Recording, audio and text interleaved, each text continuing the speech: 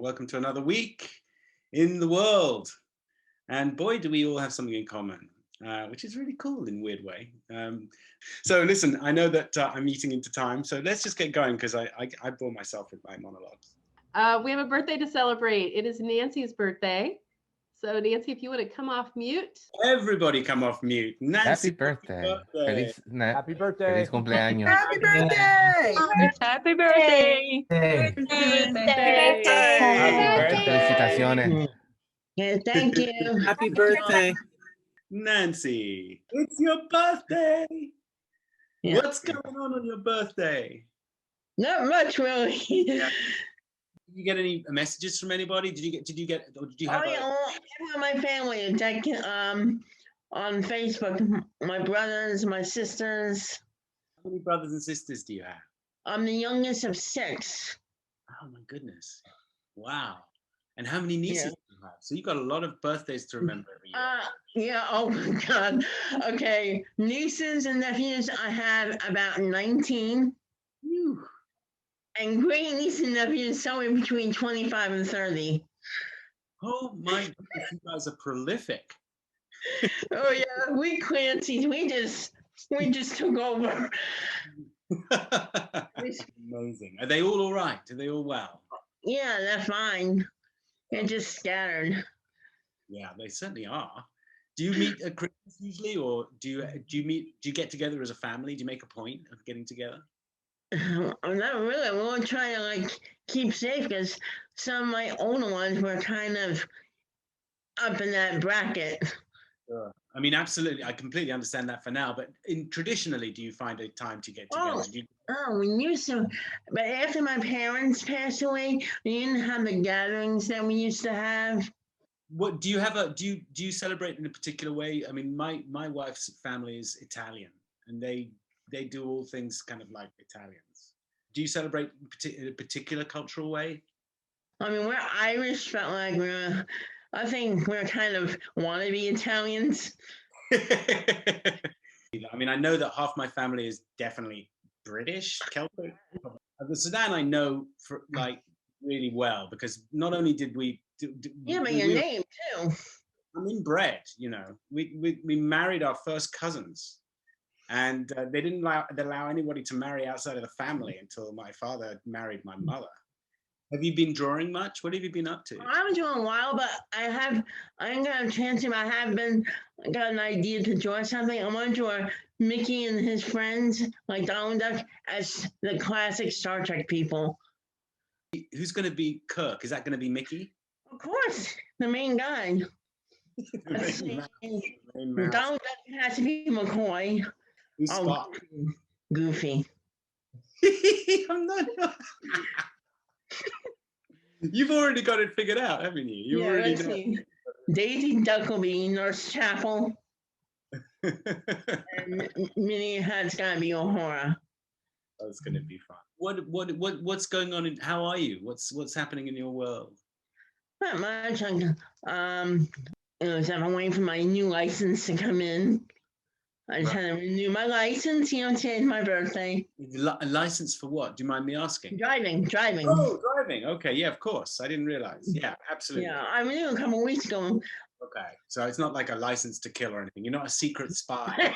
Yeah, you actually have to renew that. It's like, oh, my license to kill is running out. Got to get a new one. Got to go to Social Security. Yeah. Now I'm 55. Me too. I know. We're close in age, and our kids are close in age. Really? She's gonna be 24 on Saturday. Oh yeah, absolutely. And that both of you guys are 6 months younger, or 5 months younger, or whatever it is. Well, you and I only did 59 days apart, less than 2 months. I didn't do the math on that. Wow. 59 days. Well, listen, Nancy, I'm so glad to catch up with you. It's been ages. I mean, I see you all the time and I hear little bits and pieces, but I never have had. I know. I was saving up for this. Well, I know everybody's dying to see your Disney Star Trek fusion. Yeah. We're going to have to catch up in a couple of weeks when you show me when you come back yeah. with the picture, please, and we'll continue this. Oh, Well, happy birthday, Nancy. Thank you. Thank you. happy birthday, Nancy. Thank you. Okay. We Okay. are going to go and chat with Krista. Hi. Hi, Krista. How are you? I'm very well indeed, thank you. Good to see you. Yeah, it's been a while. Yes, I mean that's months now. Yeah, I think it was June was the last time we talked. Who'd have thunk we'd still be chatting away, you know, well into the next year. It's really amazing. How are you? I'm all right. Last time we talked, I was moving across country, so now I'm in Pennsylvania from California. You made it. When did you arrive? July 20th. Okay, so you've had time to kind of form an opinion. What do you think? Well, I mean, I'm from Pennsylvania, so I knew what I was getting myself into. Yeah. I can't remember why you were moving. I would have asked you last time, but I've forgotten. Why I moved? Yeah. I put in my notice in February. Sorry, cat. Cat alert. But luckily they kept me. Your cat wants to eat the face off, but it knows it's been filmed. It's a bit She thinks I'm talking to her, so she's like, camera on at all times, just in case. But yeah, luckily they kept me on until I found a job, so it was kind of nice. So I didn't leave there until like the beginning of July. Now that I'm here, I can find a job that I like better than this one. Right. And what kind of area do you want to? Would you prefer to work in? Well, I'm right now I work at a analytical chemistry lab. Right. I'm like a QA manager essentially. So it has to be a science lab probably. I went from toxicology to analytical chemistry, so it's different. It's a big learning curve. So I could go back to toxicology. That'd be where I'm most familiar with. Yeah, because that's in your pocket. You know, you've got that. And is that such a specialized job? How on earth would you? That must be very, very difficult to find work in that tiny little field. It is, yes. Aquatic toxicology is very specialized. So, you know, something really interests me about, and you might have a question, an answer to. Well, not an answer, but you may be able to help me with it. I looked online when I first moved here because I was buying a water filter, just a normal one, not, you know, a Brita or whatever, nothing special. But I found that on the website, it gave you a toxicology report on what parts per million of various really lethal sounding chemicals and radioactive things in our water in Massachusetts, Western Massachusetts, which isn't so far away from Philadelphia. So it's probably fairly similar kind of cocktail you've got going on. And I was shocked. Of the 6 different chemicals in the water in Western Massachusetts, 5 of them are over the government recommended levels of toxicity. Really? Yes. And I wonder if that's common in the States. I really don't know. Way over the level on certain things. The radion, I think it may even be radion, and a couple of other things are just floating around in our water. So I couldn't find it. There is no water filter that actually cleans out these things. Yeah. Because they're too small or dissolved in the water itself. So I'm kind of screwed there. So do you obsess about the water quality in your area? Because I've grown up all my life just drinking tap water. No, I don't worry too much about that. I'm from, like I said, like 2 hours north of here. Yeah. That we just drink, spring water, like straight out of the ground, essentially. Yeah. I mean, if you open up our spring on our property, there's crayfish in there. So I like drink crayfish poop. I'm sure that's fine. And as an aquatic toxicologist, you're probably fine with, you probably know better than most of us. My mother had it tested once, and the bacteria count apparently was like astronomical. But whoever tested it said, you've drank it your entire life, that you're fine, essentially. So, and it's the best tasting water ever. So It probably has flavor, you know, that has crayfish, that has that's fruity poops. But I read all the time that the US, the state of US water is in real trouble. I mean, that's now making the news all the time, like around the country. Like 80% of the country, apart from it being so expensive that people are now water poor in the States. yeah. It's poisonous. But is that the sort of toxicology that was your interest, or were you much more into oceanic? So essentially, we didn't get down into the chemistry where I worked at before. So essentially, we would just take an animal or a fish or a crayfish or things like that, put it in water. Did they die? Did they not reproduce? Did they not grow appropriately?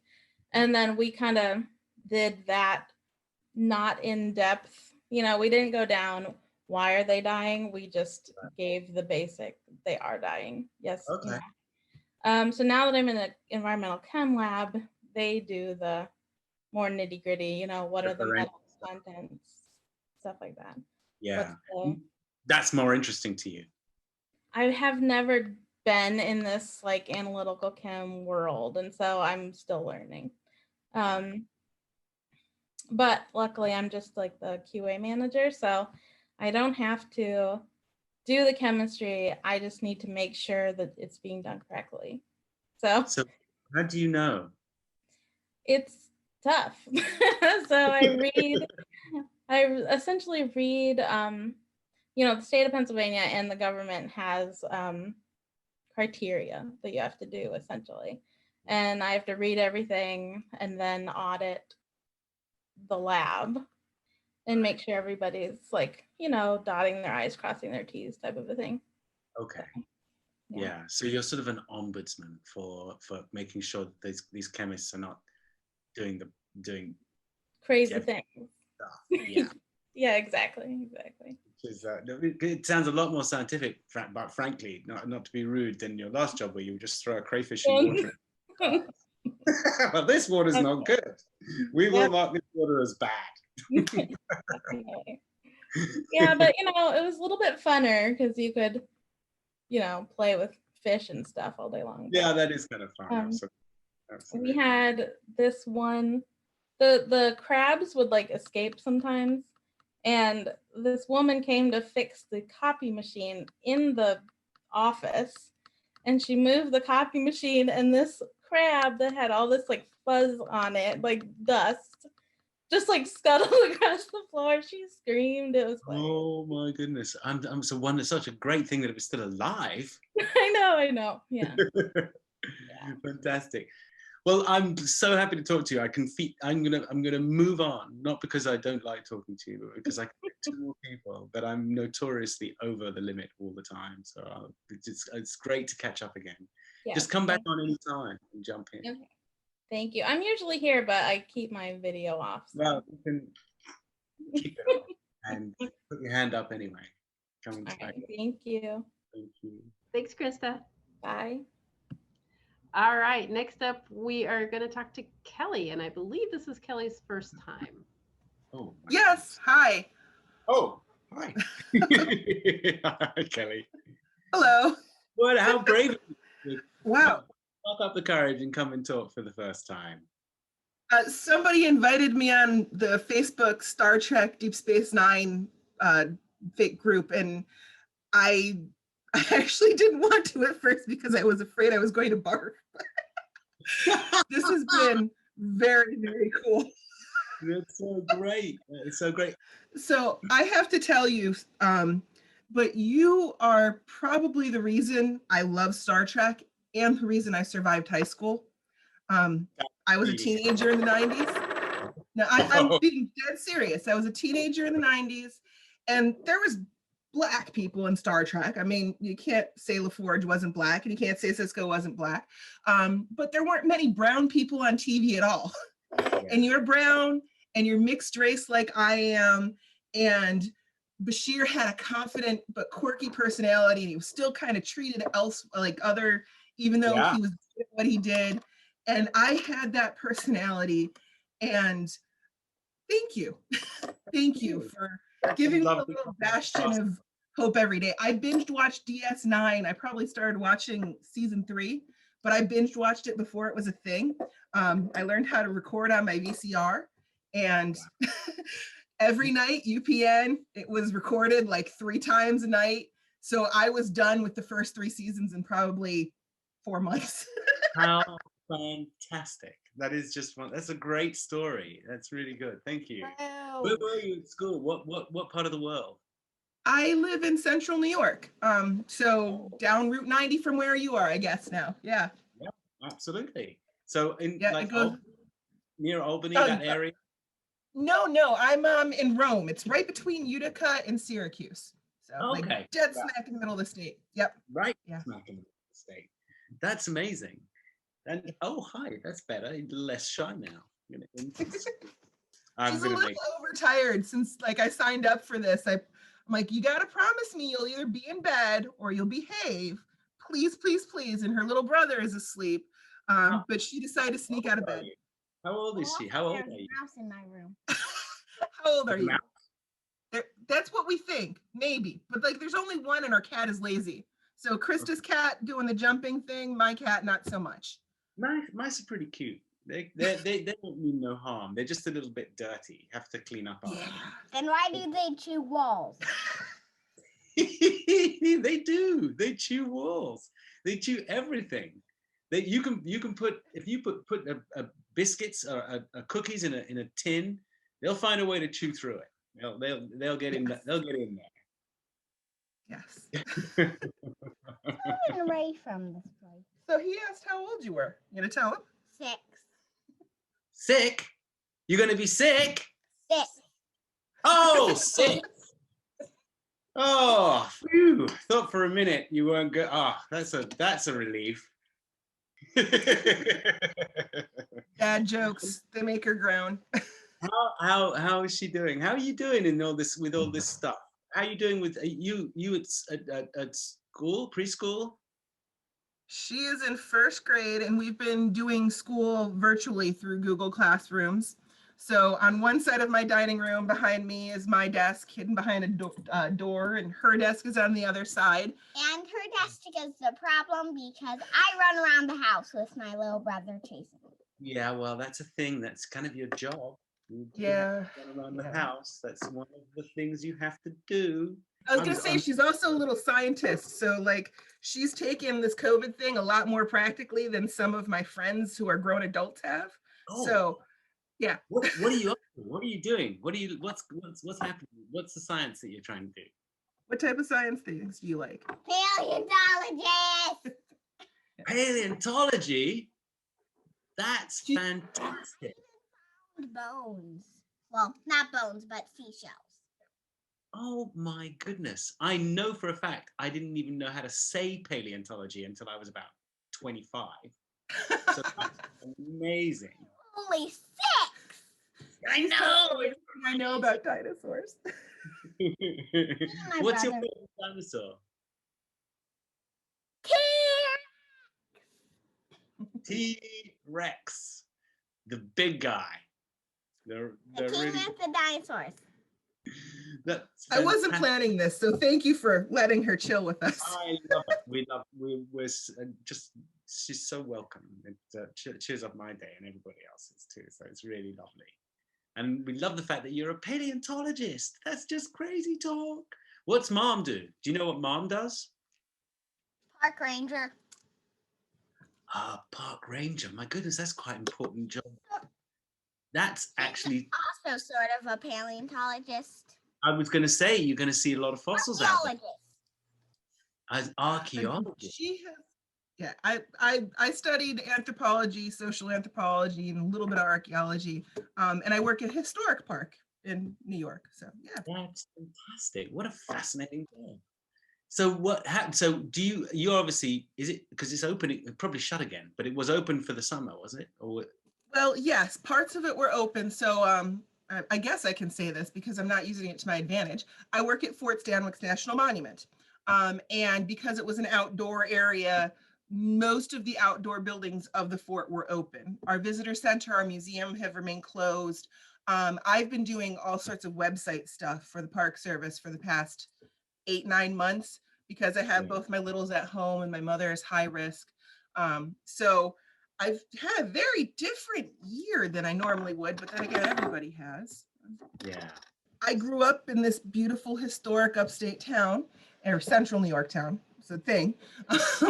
And as I said, I was kind of an outsider in high school. I loved history. I loved English.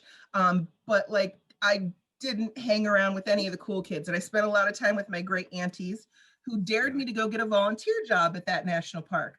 Well, when I went to sign up, I was already too late for their volunteer training. And flash forward 6 months, I'm graduating high school, and I was called and offered a summer job. And within 6 months, I had already figured out what I was doing for college, and they had acquired money to build a visitor center, and they hired me to help run it. So you were a founder. That's fantastic. Yeah, and one of the most awesome things. And I volunteer. Oh, she does. That's right, Ivory. Let Mr. Sid ask his question, honey. That's no. You're always welcome to interrupt me. I'm one of the very few adults who can always interrupt. Some other guys, like teachers and stuff, you can't interrupt so much. But feel free. Yeah, don't do that. What you want to say. But so park rangers in America, because I come from England, and we don't really have a service like that. I mean, we do kind of, but it's not a national service. We have people working for charities and whatnot. So you are like, it's like Army, Navy, Coast Guard, park rangers is like one of the kind of pillars of the country, isn't it?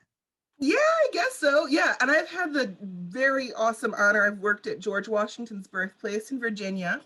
I ran all of the Northeast National Park web pages for a while. I've worked in the National Mall area, if only for like a week or so.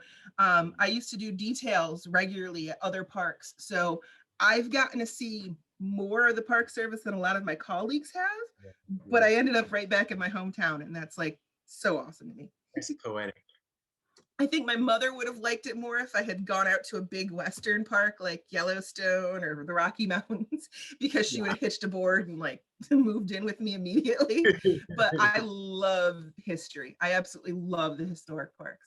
And who's in the family? Who's in the house? You've got two kids. Yes, and it's us and our cat, and then our basement cat called Cat Basie. Who? You mean Basie? Oh, Count Basie. Just that. It was originally Cat Basie. It's Count Basie now. This cat switched. Okay, so you became more literal. So I have a huge extended family, just like Nancy does. Like I got 6 brothers and sisters, and only one of them doesn't live within a 40-mile radius. But we haven't really seen each other that often, and none of us had any scares. My brother ended up catching it because he works out in public. He's an essential worker. But my sister, who works from home, caught it somehow. And she found out like the day after we visited her for an hour or so at Christmas. It was like, oh no. So we've all bubbled off again. And we have this giant group text that is filled with ridiculous jokes that you can only share with your siblings. And it's kind of weird. But as far as our immediate bubble, it's really just Ivory, my son, my mother, and occasionally one of my friends that live down the street. And how did you become biracial? What happened there? My mother is Irish and Scotch and German, and my father is French Creole and African. And he was in the Air Force, grew up in Chicago. His family is from New Orleans. I still have family there and in Chicago. And he retired out of the Air Force into the Air Force base that's nearby where I live. And the rest is history. That's really cool. I'm really interested how people from different races meet up, get together, and they work together. And they worked at a local factory. Some of you might know what Romex cable is. It's like a very specific type of electrical wire. It was actually invented at the factory they worked at. But apparently she asked him to borrow a pen one day just to mess with him. And he handed her one and went, wait, that's not black.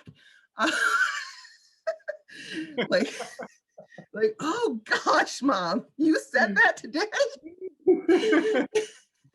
And like I said, the rest is history. And they were together in the 70s. So in the United States, Like That's pretty people, ballsy. That's pretty brave, you yeah, know. I mean, that's only a few years after the Loving Law, where people were allowed to marry outside of their race federally.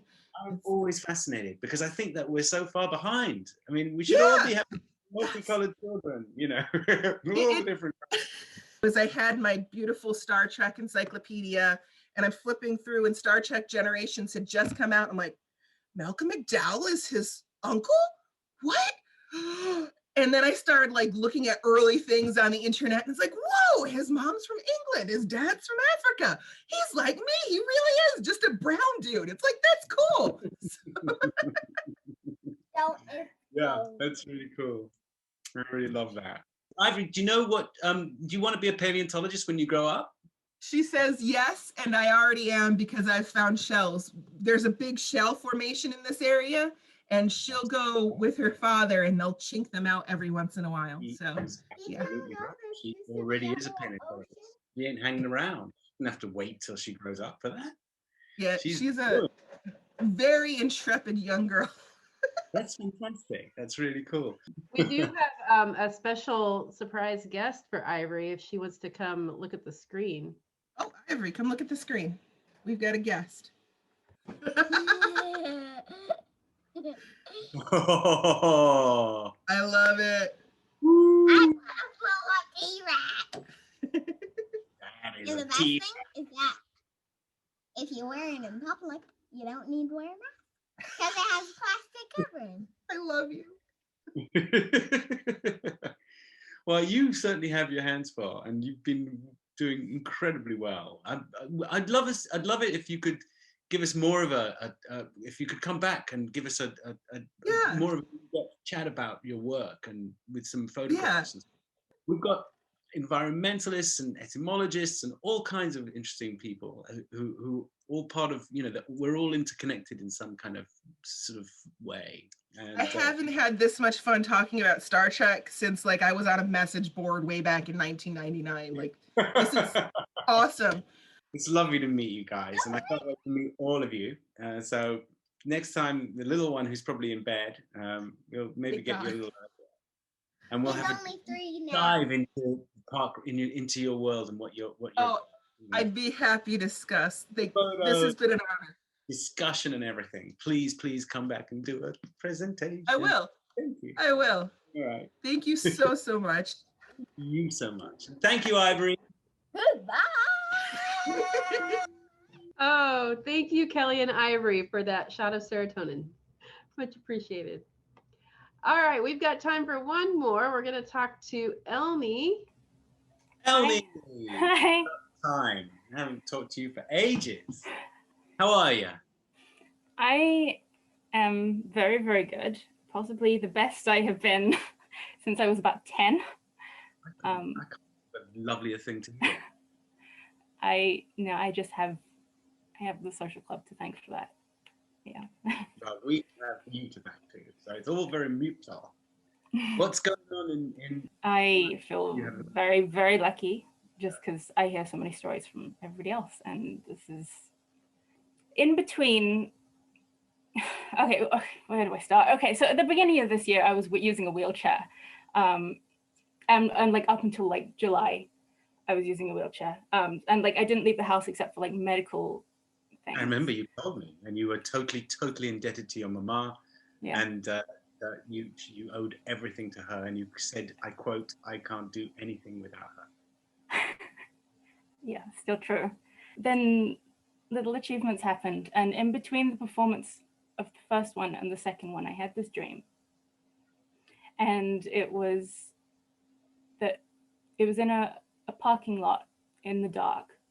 So I think it must have been like a Sainsbury's or something in the UK, but it was me limping, just not that my legs are bad, it was just I couldn't walk because my legs were shaking. And so my mother was I had my arm around her shoulder, and she was carrying me, helping me to the car so I could sit down. And I was struggling. The moment I sit down out in the parking lot, I see another woman. And she is also struggling to walk. She's walking with a cane. And I just got out of the car, went to her easily, and helped her to get to her car. And that's all I remember from the dream. But that was just at the time, I was like, okay, it's a dream. It has meaning, but like it's not literal. Fast forward 4 months, it's literal. Wow. And I mean, I started some new medication about 3 months ago, and like there was a lot of improvement then, but the improvement began before then. It was You're brilliant. It was because of the social club. It was the people that I had been spending time with, because it was, so like my underlying diagnosis is celiac disease. So like that has affected my mental health for many, many years. But then the socializing here has made me so happy that it has changed, that like it messed with some chemicals or something, because I've just, my physical health improved because of my mental health improved. Yeah. You're such a crucial member. You're such a one of us. You know, our whole identity is you're one of the bricks in the wall of us. That's very kind of you to say. I started editing videos for the social club as well. And we have a lot to get through. That's been a lot of fun. It has been very, very difficult, because when you talk to people, you bring out the thing in them that makes them so interesting. So all the footage is so interesting. Because we got to cut out half of it. I stopped having I don't have any input. I mean, when Mel first told me that she was planning on putting up little highlights of our weekly chats, I was like, my impulse was immediately to call her and say, make no longer than 10 minutes. That's the entertainer in me. And then I thought, you know what, Sid, let go. Let someone else do this. They'll decide how long it should be. And it must be hard to watch the whole thing. I watch it at 1.5 speed. Because this is a full 2 hours. It's a big, in-depth dive into people's lives, and it's just so fascinating. I just think we underestimate each other. We always go, and we often underestimate ourselves. So we go, well, I've got nothing to say. That's the mistake. If anything, that's the kind of sociological gift of this. Really, there is no weak link. I try and talk to everybody like I'm talking to you right now, that I talk to anybody, even my, people I've known for years. Except I take lots of things for granted when I don't think, when I know people for years. But I've learned so much stuff here, and I think that's been a great gift for me. And I'm actually adapting in some crooked way. I'm figuring out on the most meandering road how to get from one place to the next and just evolve a little bit, which has been really exciting. It's been fascinating and satisfying to watch that journey in you. And like, I'm really proud of you. And I know that a lot of other people are as well. Old dogs and new tricks. So yeah, I'm going to disprove that dictum. You can teach old dogs new tricks. They have to want to learn. I think that's the difference. The people that are able to learn, especially as fast as you have or I have during this, the difference is that you're open to learning. Yeah. And the difference, I mean, I can't not love people after I thought I hated people. When this began, I thought I hated people. Me too. I hate people. I don't want to be around people. And now I'm around 200 people every week. Yeah. I look forward to it. I used to have no social energy, but like this weekend, I spent the entire weekend from waking to sleeping. I spent the entire weekend with social club people on Zoom. Like I slept for 3 hours. It was like from the end of Colin's, no, it was a video editing meeting, talking in Colin's quiz through till the night. Then I slept. Then it was Colin's quiz, more talking, therapy with Colin, followed by talking until the end of the night again. No, then it was like a Zoom with a bunch of other people, then a friend. It was, at the end of it, I just wanted more. I did not want it to stop, but I needed to sleep because I hadn't slept properly. You did need to sleep. What inspired that amazing round the world, the poster you did for the social club? That reminds me of the art I loved when I was a kid.